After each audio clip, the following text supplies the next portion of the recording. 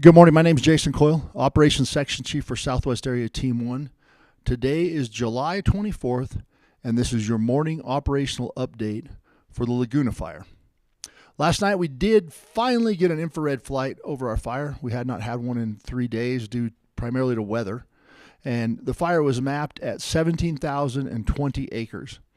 It is still 55% contained, and there's 262 personnel assigned to the incident.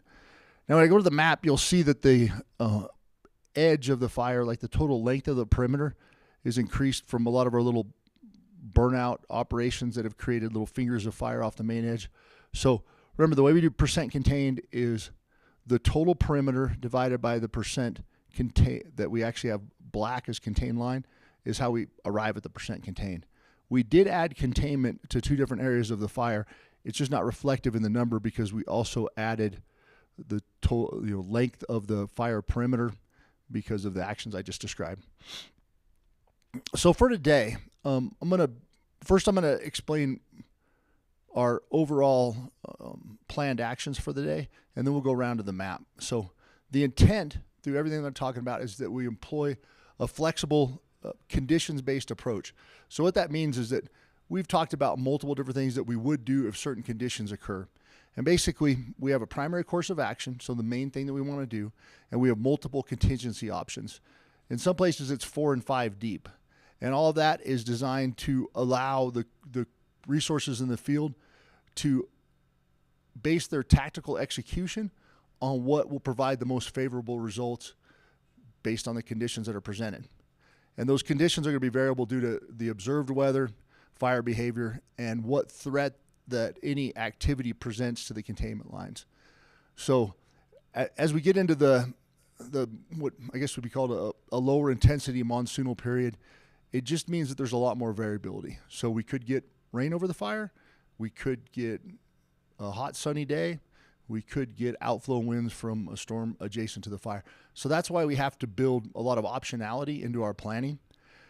But no matter what happens, we have prepared for and staged our resources so that we can prioritize the speed of response and our ability to mitigate the threats, and then finally the preservation of our operational advantage. So what that means is just that we don't want to commit to something that is going to limit our options downstream unless we have to. And I talked about domains before and how important it is for us to operate in the correct domain, and there's two of them that I considered when I was thinking about the environment we're facing today. Is one is chaotic and the other one is complex. So if it was chaotic, then you act, sense, and respond. So you immediately do something. If somebody runs into a room and tells you the building's on fire, you're going to probably move out of the building first before you decide if that's a credible threat, if you will. But in complexity, we probe, sense, and respond. So we try things, we see if they work, and then we respond accordingly. And the goal is to learn and adapt to the conditions on the ground. And as I go around the map, the conditions are going to become more like little micro environments around the fire. And so that's why it's that whole spiel I just gave about the ability to adapt to the variability in the environment is going to be key to our success today. So with that, we'll go to the map, and we're going to zoom in up here on what is Division Alpha. All right, this is the yellow perimeter spots are the areas where there's some moderate heat on last night's IR, and these little red pins are areas of isolated heat. So yesterday afternoon, there was a significant wetting rain that came through about right through here. So it touched the fire's edge in a couple places. It really got where the crews were down here on the road, and it didn't hit where the unburned island is between our natural barrier and the main fire's edge. So this is closing up nicely. This is exactly what we want it to do because we are just looking at removing the rest of these fuels between the natural barrier and the fire's edge. And when I say removing the fuels, that's just the ground fuels. All right, that doesn't mean we're torching everything out. It just means that the fuels on the ground, the surface fuels that could carry the fire, are being removed. The black that I talked about yesterday being added to the map, a lot of it was along this containment line all the way up to right here. So this is all considered a controlled edge right now, which is a big win for everything to the west. As you can see, going out through here, there's no more real heat all the way along this edge. You don't see any of these red pins next to the edge. You don't see any of these yellow things. You just see the uncontrolled perimeter. So that's a big win. That means that we're able to focus our efforts and our attention more on just this area of Division Alpha versus having to worry about all this stuff, although we will still be patrolling and monitoring it. Go to the next slide, please. All right, zooming back out. Now we're going to bump down here to the Division Mike area and La Presa drainage. Okay, so this is the La Presa drainage, the big open area. And this is the area where we put our wet line in yesterday, several days ago, and that we've continued to work to hold the fire along this natural control feature, this big ridge that is primarily, it's just rock. There's no fuel there. A couple interesting things. So these little black dots, these are our wet line. So you see these areas where the fire has moved beyond what we would want to be a real obvious kind of northwest to southeast line. And there's several options available to us, and I'll tell you why we're selecting them in the order we are. So one thing is we have heavy helicopters available. We could take those heavy helicopters and we could introduce water with violence on top of these two different spots. But what that has the potential of doing is creating rollout. So if that water comes in there, and I mean, there's a picture of it just balling up a truck when a low-level drop hit it. And so we have the potential of knocking burning material loose down those bottom of drainage and getting the fire to move further over. So that is certainly not our first option. Our first option is going to be to continue to monitor this and watch these heavies, so the large diameter stuff, consume.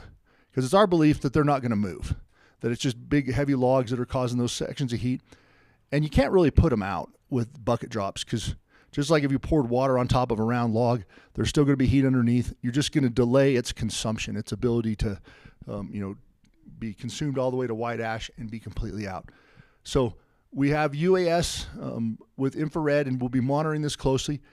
And if it looks like there's a chance for it to move some, the next thing that we'll do is we'll use a smaller helicopter with a bucket and introduce high-level water drops there to cool off the edge and keep it from moving, but with lessening the potential of it, creating that rollout I talked about. If that didn't work and it became active and it heightened our concern that it was going to move down into this kind of side draw here, and then the potential of moving around into La Presa, we have those heavy helicopters available and we would use them, but they're not our first choice for the reasons I stated. The only other areas of heat that have moved outside of what we had as our previously defined perimeter was a little bit right up here. And that's okay, because basically what that did is that took the unburned island of fuel that was between the other fire's edge and the rock, and it filled it in, which is exactly what we want. All right, we're going to go back out to the map, talk about one more area. So now we're going to zoom in on the area around Galena Ranch. It's hard to see on the map, but you can see there's some red pins right here. So those are areas of isolated heat. This is one of those fingers that has come down. It's found a stringer of fuel, and it's moved down closer to the drainage bottom. If you look all the way from the left-hand side up there all the way to the right-hand side, and some of the stuff we talked about a minute ago in Division Mike, there's nothing else that's a threat to the line. So in this particular area, what's going to happen is crews are going to come in here and see if they can gain access. If they can't gain access, then we'll evaluate whether or not those pieces of isolated heat present a threat to the Galena Ranch or anything along the Galena River corridor, and then we'll take action. It'll primarily be the same type of action that I talked about over in Division Mike.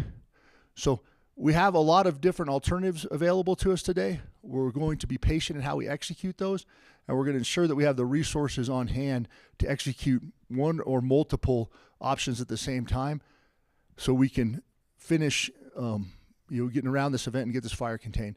So the next couple of days are going to be kind of a combination of patience and immediate execution, depending on what the situation presents. And with that, I will end today's operational update. Thank you.